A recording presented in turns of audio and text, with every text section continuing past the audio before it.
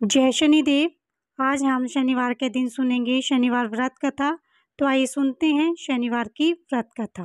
एक बार संसार में चारों ओर पूजे जाने वाले नवग्रह एक स्थान पर एकत्रित होकर परस्पर विधि प्रकार से वार्तालाप करने लगे। जब बात इस पर आ पहुंची कि उन 9 ग्रहों में सबसे बड़ा और सर्वाधिक पूजनीय देव कौन है, तो प्रत्येक ग्रह देवता स्वयं को बड़ा कहने लगा। इस बात पर जब बहुत देर तक वाद विवाद होता रहा और कोई भी निर्णय न हो सका, तो यह तय हुआ कि चलकर इंद्र से इसका निर्णय करवाना चाहिए। सो वह सभी ग्रह इंद्र के समक्ष उपस्थित हुए। उन सब की बातें सुनकर इंद्र भी सोच में पड़ गए कि किसको छोटा कहे और किसको बड़ा, किसकी श्रद्धा के पात्र बने और किसके कोप का भोजन। और अंत में निर्णय न करते हुए बोले, मैं अल्प बुद्धि हूँ, इस बात का निर्णय करने में असमर्थ हूँ। मुझे तो आप सभी बड़े नजर आते हो और मैं सभी का आदर सम्मान करता हूँ। इस पर नवग्रह संतुष्ट नहीं हुए और हट करने लगे कि उनका निर्णय आपको अवश्य करना चाहिए। तब देवराज बोले, मृत्यु लोक में अत्यंत न्यायप्रिय राजा विक्रमादित्य राज करता है, आप उसके पास जाएं, वह अवश्य आपकी समस्या का कोई ना कोई समाधान करेंगे। इंद्र से निराश होकर नवग्रह मृत्युलोक में जाने को तत्पर हो गए। देवराज इंद्र ने जब उन्हें वहां से जाते देखा तो प्रशंसा से सांस लिया। इस धर्म संकट से निकलना उसके लिए सचमुच ही कितना दुष्कर था, पर अपनी चतुराई से उन्होंने अपने ऊपर आए संकट को राजा विक्रमादित्य पर टाल दिया। उज्जैन नगरी की इन दिनों सारे ही भारत में धाक थी। एक तो वहां राजा विक्रमादित्य के दरबार में बड़े बड़े ज्ञानवान लोगों का जमावड़ा रहता था, दूसरे उस न्यायप्रिय राजा के न्याय में उज्जैन नगरी के सारे भारत के डंके बजते थे। स्वर्ग में जब नवग्रहों का निर्णय न हो पाया तो वह अपने अपने विमान पर आरूढ़ होकर मृत्युलोक में आ उतरे। ठीक उसी समय जब राजा विक्रमादित्य का दरबार ठसाठस भरा हुआ था। नवग्रहों को इकट्ठा देखकर विक्रमादित्य अपने सिंहासन से उठ खड़े हुए और सभी देवों के सम्मान पूर्वक आसन ग्रहण करने का अनुरोध करने लगे, पर उनमें से किसी ने भी आसन ग्रहण नहीं किया। विक्रमादित्य ने जब प्रश्नवाचक दृष्टि से उनकी ओर देखा तो बृहस्पति देव ने आगे बढ़कर जोरदार आवाज में कहा, हे राजन, हम यहाँ पर तब तक आसन ग्रहण नहीं करेंगे जब तक आप यह निर्णय नहीं करेंगे कि हम में सबसे बड़ा कौन है। राजा अपने ऊपर आए इस धर्म संकट को देखकर पल भर तो घबरा गया, परंतु शीघ्र ही उसने स्वयं को संभाल लिया। उसने अपने मन में एक युक्ति सोच ली। दरबार में छोटे छोटे आसनों की एक पंक्ति प्रवेश द्वार तक चली गई। राजा ने इन लोगों से कहा, आप यहाँ पर आसन ग्रहण कीजिए और मैं सोचकर अभी आपका निर्णय करता हूँ। यह कहकर राजा अपने सिंहासन पर जा बैठ गया। सिंहासन के निकट ही जो आसन पड़ा था उस पर भागकर बृहस्पति देव जा बैठे। उसके अगले आसन पर सूर्य देव जा बैठे। सूर्य के निकट ही चंद्रमा और फिर इसी प्रकार से बुध, मंगल, राहु, केतु इत्यादि ने अपना आसन ग्रहण कर लिया। पंक्ति के 8 में थे वह गर्भ, किंतु उन्हें भी संतोष था कि उसके बाद शनिश्चर बैठेंगे, किंतु आसन प्रवेश द्वार के समीप और सबसे अंत में होने के कारण शनिदेव उस पर नहीं बैठे। राजा विक्रमादित्य ने सोचा था कि जो ग्रह उस अंतिम आसन पर बैठेगा वह उसी को विनय और दयाशीलता के आधार पर बड़ा घोषित कर देंगे, पर वहां तो बात ही दूसरी हो गई। शनिदेव अति क्रोधी और विकट स्वभाव के देवता हैं। जब वह नहीं बैठे तो 8 ग्रह खिलखिलाकर हंस पड़े। अपना इस प्रकार से अपमान होते देखकर शनिदेव की आंखें क्रोध से लाल हो गई और भ्रिकुटी तन गई। क्रोध से कांपते हुए बोले, राजन, मुझसे बैर लेकर तूने अच्छा नहीं किया। क्या समझकर तूने इस प्रकार से अपमानित करना चाहा और क्यों मुझे अंत में बिठाना चाहा। चंद्रमा राशि में 2.25 दिन तक रहता है और सूर्य, शुक्र, बुध केवल आधा मास, सोम और मंगल 2 मास, बृहस्पति 13 मास, राहु केतु 18 मास रहते हैं, जबकि मैं 7.5 वर्ष तक रहता हूँ। इसीलिए अब तू सावधान हो जा। तूने जो मेरा अपमान किया है उसका दंड अवश्य मिलेगा। राजा के कुछ दिन तो आराम से बीते, लेकिन शीघ्र ही शनिदेव की दृष्टि फिरी और राजा पर 7.5 आ गए। उन्हीं दिनों एक व्यापारी कुछ घोड़े बेचने के लिए उज्जैन नगरी आया। सुंदर सुंदर घोड़े देखकर राजा जी ललचा गया। राजा ने उन्हें खरीदने का आदेश दिया। घोड़ों में से घोड़ा भंवर नाम का था। राजा उस पर चढ़कर देखने लगा। कुछ देर तक तो घोड़ा राजा के लिए वही घूमता रहा, लेकिन फिर सहसा भाग खड़ा हुआ। राजा को बड़ा अचंभा हुआ। घोड़ा एक घनघोर जंगल में राजा को पटक कर अंतर्ध्यान हो गया। राजा अकेला उस वीरान जंगल में भटकने लगा। शाम के समय जब उसे भूख प्यास सताने लगी तो वह जोर जोर से चीखने लगा। उधर एक पगडंडी से एक ग्वाला अपने गांव को जा रहा था। वह राजा की आवाज़ सुनकर रुक गया।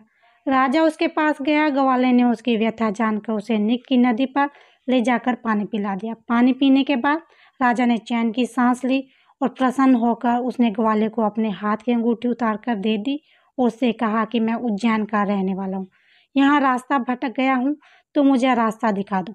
तब ग्वाला उसे अपने साथ गांव में ले गया। वहाँ एक मिष्ठान की दुकान पर राजा ने मिठाई खाकर भूख मिठाई और दुकानदार को भी एक अंगूठी उतार कर दे दी। दुकानदार के पूछने पर उसने उससे भी यही कहा कि वह उज्जैन नगरी का रहने वाला है, उसका नाम मोना है। फिर वह दुकान के बंद होने तक वहीं बैठकर दुकानदार से बातें करता रहा। उस दिन दुकानदार की बहुत बिक्री हुई। उसने सोचा, ये तो भाग्यवान पुरुष है जो इसके आने से आज मेरी इतनी बिक्री हुई है। इसीलिए रात होने पर वह उससे बोला कि आप मेरे साथ मेरे घर चल और मेरे साथ ही भोजन करें। राजा मान गया। तो वह दोनों उसके घर पहुंचे तो दुकानदार की पत्नी ने उसका स्वागत सत्कार किया और अतिथि के लिए विशेष रूप से भोजन तैयार किया। भोजन करते समय एक अद्भुत घटना घटी। जहाँ राजा भोजन कर रहा था वहीं सामने की दीवार पर सोने का एक सतलड़ा हार टंगा हुआ था। उसके पीछे एक चित्र था। सहसा वह हार वहां से अदृश्य हो गया। दुकानदार के यहाँ एक स्त्री दासी थी। उसने जाकर घर की मालकिन से कहा, वहाँ खूंटी पर हार नहीं है। जब बात दुकानदार तक पहुंची तो उसने राजा से पूछा। वह बोला, मुझे तो मालूम नहीं, तुम्हारे और मेरे अतिरिक्त यहाँ तो कोई नहीं आया। सच सच बताओ, हार कहाँ है? मुझे नहीं मालूम। राजा फिर बोला, मेरे पास कोई हार नहीं है। जब कोई निर्णय नहीं हो सका तो दुकानदार राजा को उस नगर के राजा के पास ले गया। उस नगर के राजा ने जब विक्रमादित्य की भोली भाली सूरत देखी तो बोला, ये व्यक्ति कभी चोरी नहीं कर सकता, और यह कहकर उसने विक्रमादित्य को छोड़ दिया। विक्रमादित्य जब उस नगर में यूं ही घूम रहा था तब उस नगर के एक तेली ने उसे कहा, मेरे यहाँ काम कर लो तो मैं तुम्हें रहने का स्थान और खाने की सामग्री दूंगा। राजा मान गया। तेली उसे अपने घर ले गया। वहां सारा दिन राजा घानी पर बैठकर उसके बैलों को हाँकता। तेली बाजार में तेल बेचता। जब वर्षा ऋतु आई, मूसलाधार वर्षा होने लगी, तब घानी पर बैठे हुए विक्रमादित्य ने मौज में आकर ऊंचे ऊंचे राग अपने आरंभ कर दिए। निकटी उस नगर का राजमहल था। वहां बैठी खिड़की में राजकुमारी ने जब राजा का मधुर स्वर सुना तो वह अपने हृदय पर काबू खो बैठी। उसने अपनी दासी को पता करने के लिए भेजा। दासी वहां गई। राजा को गाते हुए देखकर लौटी तो राजकुमारी ने बोली, वहां पर तो कोई अति सुकुमार नवयुवक आनंद में आंखें बंद किए बैठा गा रहा है। राजकुमारी ने सुना तो उसने अन्न जल का त्याग कर दिया। रात तक उसने कुछ नहीं खाया। रानी ने आकर राजा से कहा, राजकुमारी एक तेली पर मोहित हो गई है और उससे विवाह रचना चाहती है। राजा ने सुना तो वो क्रोधित हुआ। उसने तेली के घर से विक्रमादित्य को बुलाया और उसके हाथ कटवाकर जंगल में फेंकवा दिए। यह बात जब राजकुमारी को पता चली तो वह अपनी बात पर और भी दृढ़ हो गई। बोली, मैं तो अब उसी को वर मान लिया है, चाहे वो कैसा भी हो, विवाह तो मैं उसी से करूंगी। बेटी की हट देखकर लाचार हो राजा को ने दोबारा विक्रमादित्य को उस नगर में बुलाया। उससे राजकुमारी का साधारण ढंग से विवाह संपन्न कर दिया और एक छोटा सा मकान देकर वहां रहने लगा। दोनों उसी में रहने लगे। एक दिन जब विक्रमादित्य सोया हुआ था, स्वप्न में उसने शनिदेव नजर आए।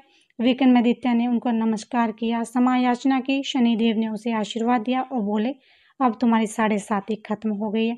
राजा बोला, मुझसे जो भी गलती हुई है उसके लिए मुझे क्षमा कर दिए। शनि ने मुस्कुराकर आशीर्वाद दिया तो राजा की दोनों भुजाएं पुनः लौट आई। राजा ने अपनी पत्नी राजकुमारी को रात को जगाया नहीं और वह रात को उसके गले में अपनी बाहें डालकर सो गया। सुबह राजकुमारी की आंखें खुली तो उसने अपनी गर्दन में बाहें पड़ी देखी। वह चौंक कर उठ बैठी, लेकिन शीघ्र ही विक्रमादित्य ने जागकर उसको आश्चर्यचकित कर दिया। तब उस नगर के राजा को यह बात मालूम हुई तो वह भागा भागा आया और उस अपंग को फिर से स्वस्थ देखकर चकित रह गया। उसने भी विक्रमादित्य से यही कहा कि यह सब शनिदेव की कृपा का फल है। विक्रमादित्य ने अपना वास्तविक परिचय भी उस राजा को दिया और सारा किस्सा विस्तार से सुनाया। सुनते ही राजा विक्रमादित्य के चरणों में गिर गया, क्षमा याचना करने लगा। ये खबर सारे नगर में फैल गई। दुकानदार को जब ये बात खबर मिली तो वह भागा भागा आया और विक्रमादित्य के पांव पर लेटने लगा। विक्रमादित्य उसे उठाया, आसन पर बिठाया, कहा, तुम घर जाकर उस खूंटी पर देखो, हार टंगा हुआ है। और वास्तव में उसने खूंटी पर हार को टंगे हुए पाया। फिर विक्रमादित्य ने कहा, राजा से माफी मांगी। तो वहां के राजा ने हाथी घोड़े इत्यादि देकर नौकरों के साथ लश्कर समेत विक्रमादित्य को विदा किया। राजा विक्रमादित्य जब राजकुमारी को लेकर अपनी नगरी उज्जैन पहुंचा तो सारी नगरी में उत्साह छा गया। अपने राजमहल में प्रवेश करने से पूर्व विक्रमादित्य ने नवग्रहों की पूजा की, शनिदेव को सर्वोच्च स्थान दिया। साथ ही उसने नगर भर में ढिंढोरा पिटवा दिया कि शनिदेव मनवांछित फलों को देने वाले हैं और नवग्रहों में सर्वोच्च स्थान रखते हैं। इस प्रकार शनिदेव को मानकर विक्रमादित्य ने अपने राज्य यश और कीर्ति को अमर कर लिया। बोलो शनिदेव महाराज की जय। बोलो श्री नवग्रहों की जय।